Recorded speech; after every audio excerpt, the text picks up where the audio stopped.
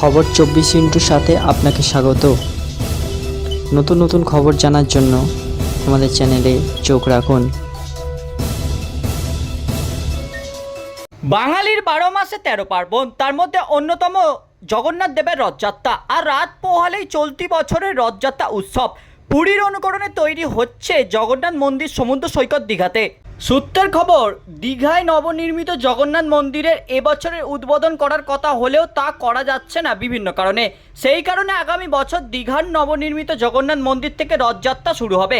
তাই এবছর শুধুমাত্র দীঘায় পুরানো জগন্নাথ মন্দির থেকে রথ টানা হবে দীঘা এলাকা জুড়ে।